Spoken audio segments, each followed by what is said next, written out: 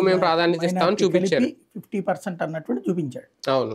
BC, SC, ST, minority. ఉట్టి బీసీలు అయితే వీళ్ళు కూడా ఎక్కువ ఇచ్చినట్టు 8 మంది ఇచ్చారు కదా ఆటోమేటిక్గా. ఇంకోటి ఏంటంటే ఇంకా ఈ సోషల్ ఇంజనీరింగ్ ఫార్ములాని అమలు చేయడం అదే పద్ధతిలో చేయాలని ఎవడనుకుంటాడు? ఫెయిల్డ్ ఫార్ములా అయితే. ఇప్పుడు 5 డిప్యూటీ సీఎంలు ఈ దఫా చంద్రబాబు చేయలేదుగా. వాస్తవంగా 2014లో డిప్యూటీ సీఎంలు 2 పెట్టారు. అప్పుడు ఈ దఫా పవన్ కళ్యాణ్ గౌరవం ఇస్తూ పోటీ లేకుండా, ఇప్పుడు పవన్ కళ్యాణ్ పక్కన ఇంకొకళ్ళని కూడా పెట్టుండుంటే ఆ సీటుకి వాల్యూ ఏముందిరా ఇంకా అనే పదం వస్తుంది. కానీ ముందు జాగ్రత్తగా ఆయన తను సీఎం తర్వాత తనకి అంతగా క్లోజ్గా నిలబడినటువంటి పవన్ కళ్యాణ్కి డిప్యూటీ సీఎం అనేది ఇచ్చుకొచ్చారు. తద్వారా పవన్ కళ్యాణ్ గౌరవం ఇచ్చారు. తను కూడా ఆ గౌరవాన్ని అంటే వేరే పార్టీ వాళ్ళని యూజ్ చేసుకుంటారు తర్వాత వదిలేస్తారు అనేటువంటిది కాకుండా కలిసి సాగాలి అన్నటువంటి కాన్సెప్ట్ని ముందుకు తీసుకెళ్ళారు.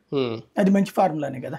రెండోది వచ్చేటప్పటికి ఇటు భారతీయ జనతా పార్టీ 1 సీట్ ఇచ్చారు, ఒక క్యాబినెట్లో 1 బెర్త్ ఇచ్చారు. వాళ్ళు 8 మంది కదా గెలిచింది.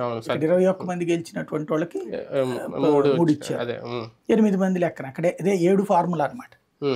7కు లెక్కన వచ్చినప్పుడు అక్కడ వాళ్ళకి ఏది 134 ఉన్నాయి. అది డివైడెడ్ బై 7 వేసుకున్నారు. వాళ్ళకి అది వేసుకున్నారు. అది ఫార్ములా లెక్కేసేసుకున్నట్టున్నారు. బీజేపీకి 8 వచ్చింది కాబట్టి 1 ఇచ్చారనమాట.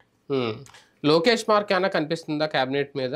అంటే ఇంతకుముందు ఆయన మొత్తం ఇవ్వగలిగిన టైంలో యువతకే ప్రోత్సహిస్తూ